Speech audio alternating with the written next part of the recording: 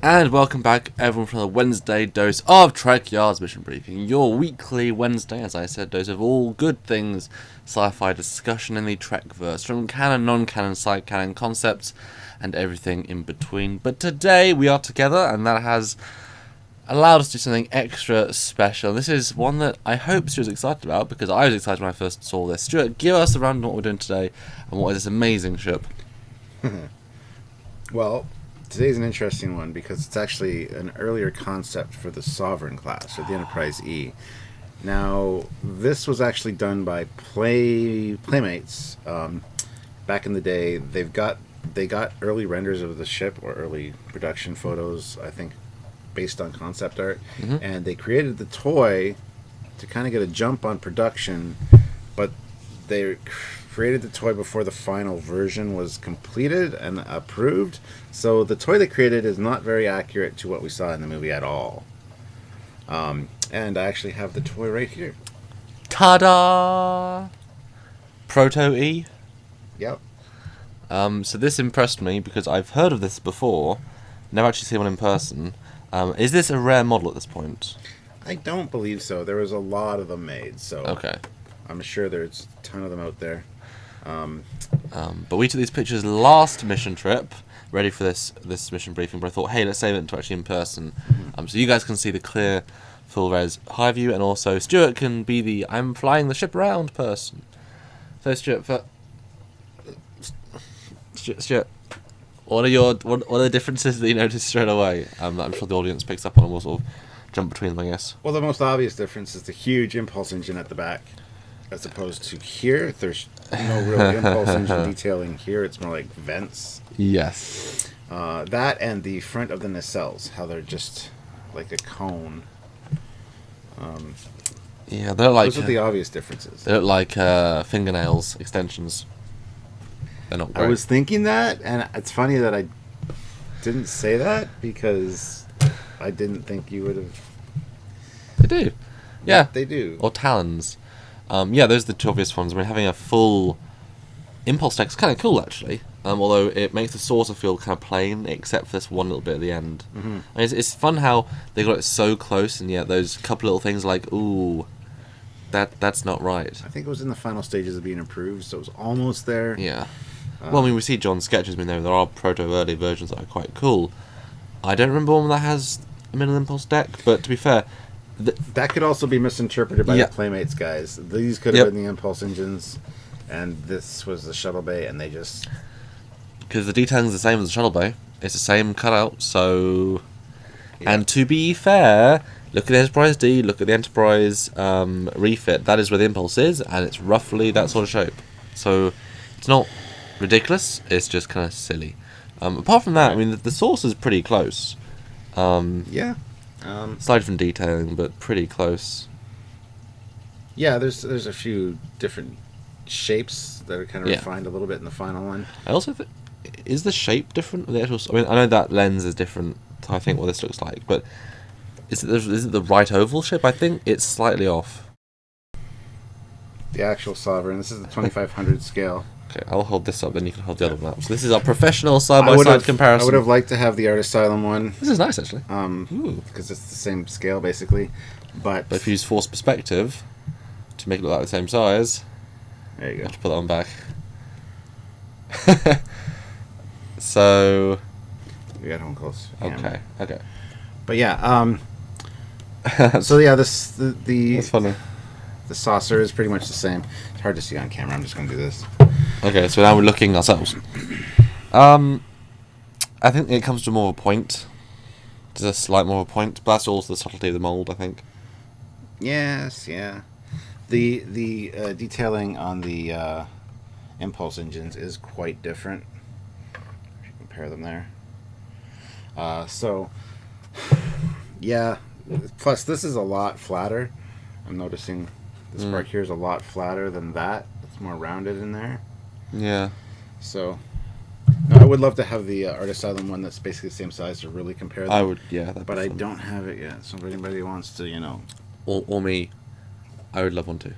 Send us one. Yes. No, that is the big one I've done. I've seen one. It's the next one I want to buy. So that's the only one I want to buy, to be honest. I have all of them. No offense to other ships. Okay, so the next picture, the next view for you guys is the side view, and again you can see the larger nacelles. Now what strikes me is that they've actually got this big cutout at the back.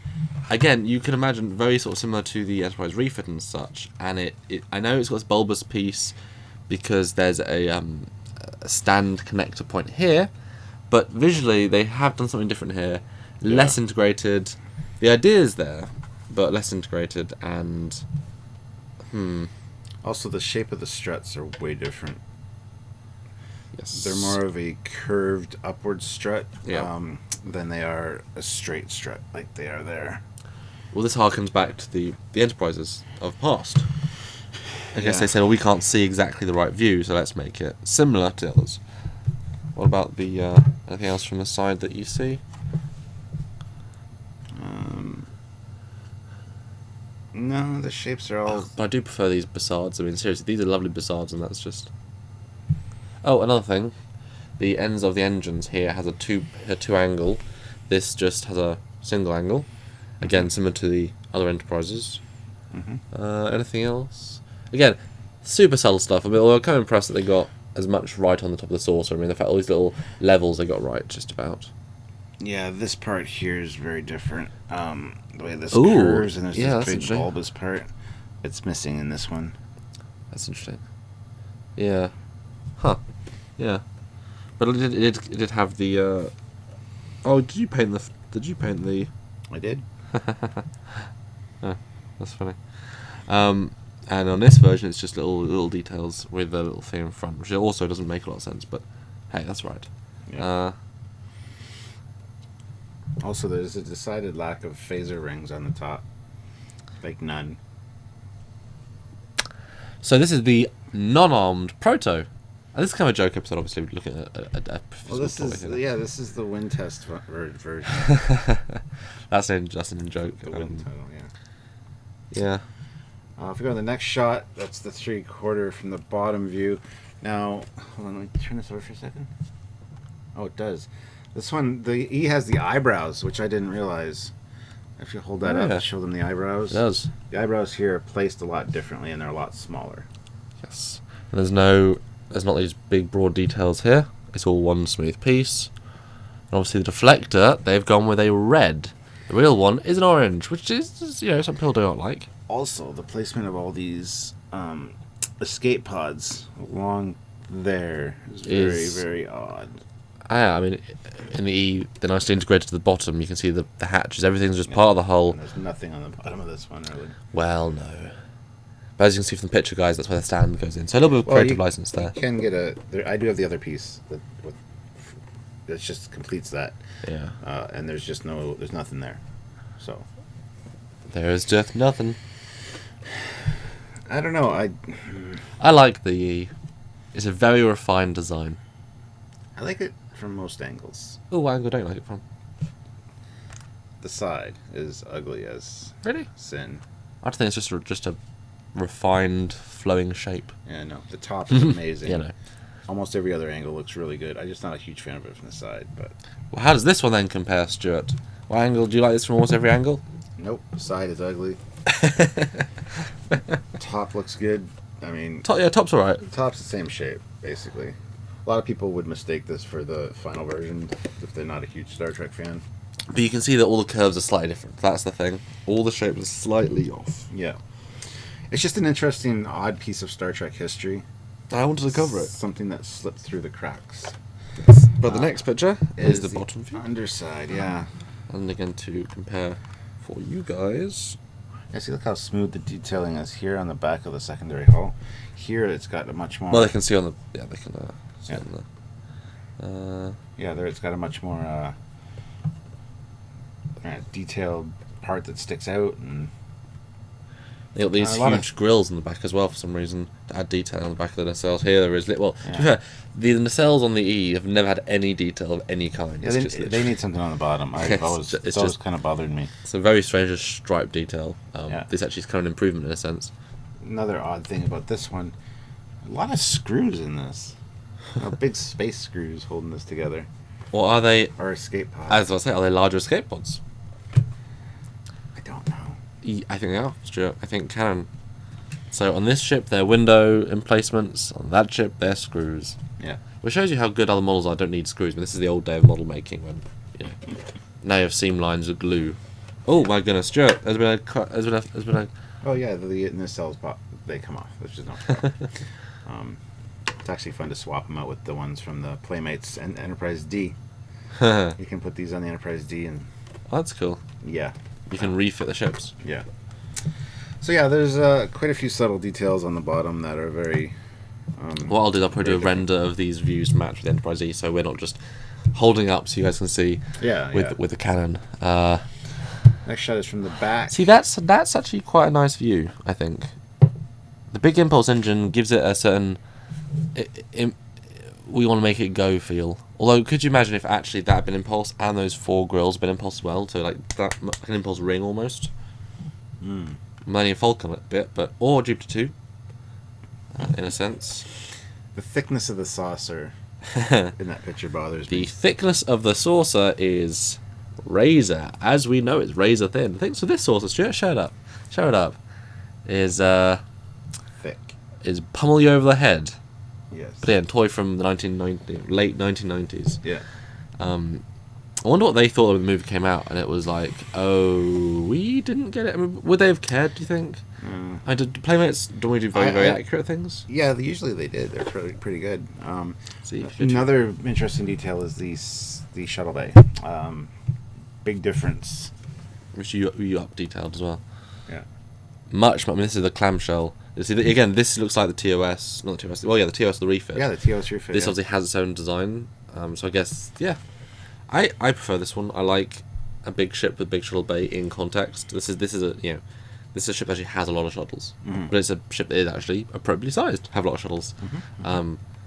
Yeah, that's interesting. Huh. Yeah. Also, the shapes on the nacelles, the way they curve up, it's much more subtle and nicer than this one. This is more flat. You can see the little blinky bulbs at the back, very, very obvious. Yeah. Bleep, bleep. Blink. So that is it for the picture, so if you want to go back to the... Also, just the grilling, the detailing on the back of the nacelles here. A bunch of lines. And on this, we just got the one very refit stylish... stripe thing. Yeah. Which again, you've painted and detailed. Yeah. Huh. But anyway, that's it for this odd piece of Star Trek history. An odd Trekyards episode. Something worth looking at, I think. Kind of, I don't know how many of you guys have this one. If you do, comment below. I'd love to hear your thoughts on this design in particular. And we tried to make orthographic views here, so hopefully we can do the correct comparison shots. Kind of difficult with the lenses I have, but and also without any mounts, because physical miniatures. But let me do a classic Samuel. See, that looks like the E, and then. Oh no, each turn. It's similar enough to look exactly like it, but different enough to not look like it at all. It's an odd ship. It's the subtleties of what we notice. So that's basically identical from that view. Basically. Yeah. Anyway. So I guess closing thoughts, Stuart. Which do you prefer? The E or the Proto E? The E. Not the Proto E? No. Oh. No. You could have repainted this with like impulse engines. Yeah, I could, but that'd be destroying a piece of Star Trek history. Yep. Has it got as many? Yeah, it has got as many escape pod hatches. Just about. Yeah, well, the E actually has more, I think. Yeah. Well, not really. It just depends on the placement. This has it on the bottom here, too. Yeah. Oh, anyway. Sounds? It does. I don't have batteries in it. Oh, that's I don't want the batteries to explode. 3 buttons. But yeah, weird Trekkers episode, weird bit of Trek history. Comment below if you've seen it, if you own one, and if you have even better pictures of it. But yeah, 9-inch nails of the Enterprise world. Anyway, guys, like we said, if you have one, comment below. Let us know. Let us know what you think about the design, and don't forget to like the video, subscribe to the channel, and click the notification icon so you get notified every time we upload something really odd and strange like this. Wait. One little detail. Another detail. The aft windows have side windows as well. They have back and side windows on both on that bottom piece. Well, this does too. Really? Yeah. Okay, never mind. I'll edit that bit out then. So until next time, guys, you can support the show either on Patreon, on YouTube by subscribing, liking and sharing, or by going to Trekyards.com, clicking that donate button, and giving us a little bit of a thank you for all the hard work we do, and showing off Stuart's collection, because I love that he has this many ships, that he has just every ship ever made, in physical form. I wouldn't say that. Well, Close, but looks like it, there's a lot of them. Anyway, guys, yeah, thank you for tuning in, and until next time, I'm Captain Foley. I am Commander Cockings. Bye, guys. Bye.